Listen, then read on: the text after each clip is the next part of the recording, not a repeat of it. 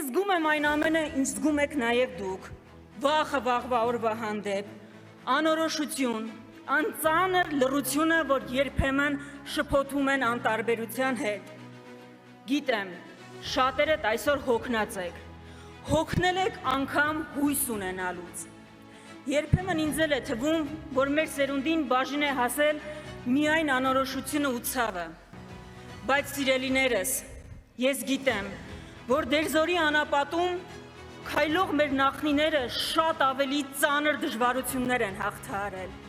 Արաքս գետը անցնող մեր տարագիր նախնիները շատ ավելի ծանր փորձություններ են հաղթահարել։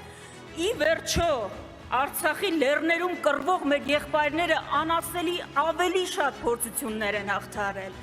Ուրեմն սա ինչ է, որ մենք միասին չկարողանանք հաղթահարել։ Մեր առաջարկը հստակ է։ Չկա մի ուժ, որ այս ճանապարհը կարող է անցնել միայնակ, բայց մենք գիտենք, որ այն, ինչ չի կարող անել մեկը, իզորու է անել հավաքականությունը։ Ուստի մեր առաջարկն է, միասին անցնենք այս այլընտրանք չունեցող ճանապարհը, որովհետև մենք միասին կարող ենք լինել այն փոփոխությունը, որը կբեկի պատմության ընթացքը։ Մենք ընտրում ենք Հայաստանը եւ առաջարկում ենք այս ճանապարհը, պատվաբեր ճանապարհը անցնել միասին։